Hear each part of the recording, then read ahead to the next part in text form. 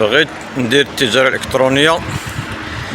منين غنبداو؟ باش غنبدا أولا خصك تكون عندك بعدا البانكات ديال السياج. علاش السياج؟ لأن هي فاش كتبغي تخلص ادز هي اللي رخيصة مقارنة مع الشركات الآخرين، مع الأبناك الأخرى. هذيك كيكون قطاعي مرة في العام. وعاود بالنسبة للناس ديال التجارة الإلكترونية كلشي ديال السياج ما تلقاش المشكل في التحويل ديال الأموال.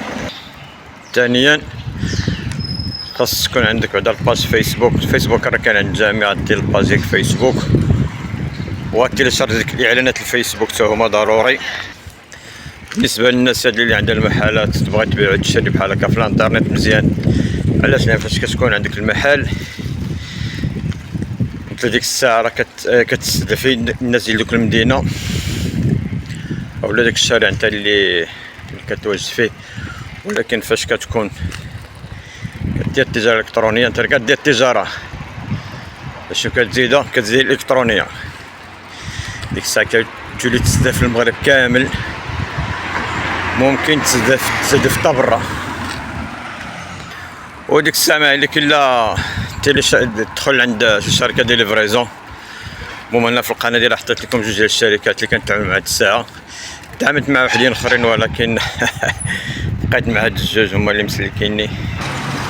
طبعا خاصك ضروري انك تعرف تطلق ادز.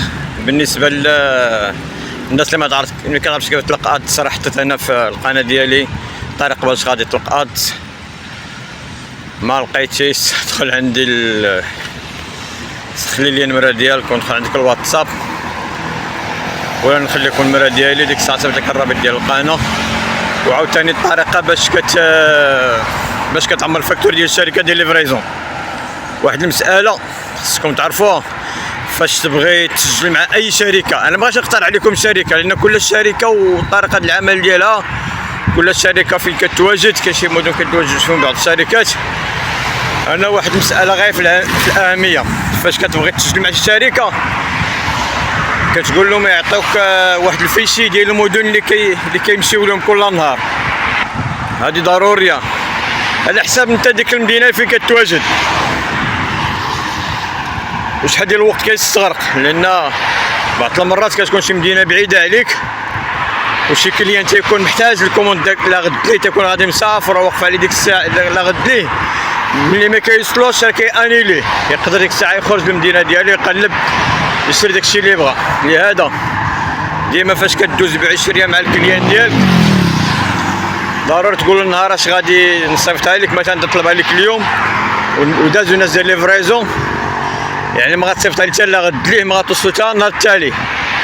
وهنا واحد المساله ضروريه،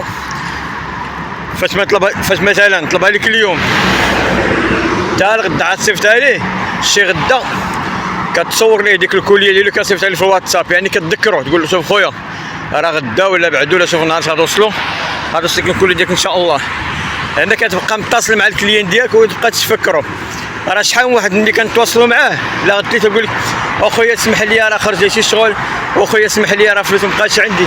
من الاحسن يعني الكوموند قبل لا تصيفطها، حيت ملي كتصيفطها راه كترجع كتعطل في الروتور. ممكن تبقى سيمانه 10 ايام 15 يوم حتى ل 20 يوم حتى ل 4 المرات يبقاو. وانت علاش غيبقى شاد لك انت البيسي ديالك على شهر؟ شوف اخواني اخواتي باش مابغيتش نطول عليكم، كيف كتلاحظوا معايا دابا كنشد معكم هذا الطراجي هذا فاش يكون جاي في الصباح الخدمه كندردش معكم. يعني كندردش مع خوتي وخواتاتي قسما بالله الا بالتالي حلوف الا ما كنخبيش عليكم شي حاجه. يعني داكشي اللي علمني عليه الله والتجارب اللي مرينا منها ما بغيناش ندوم على القبر تطلع ان شاء الله. تخاصم مع الاخوان ديالي والاخوات، هذا وجدنا عليكم. تبارك الله عليكم. استودعكم الله الذي لا تضيع ودائعه. نشوفكم موضوع جديد فيديو جديد. طلعوا لي فرصكم.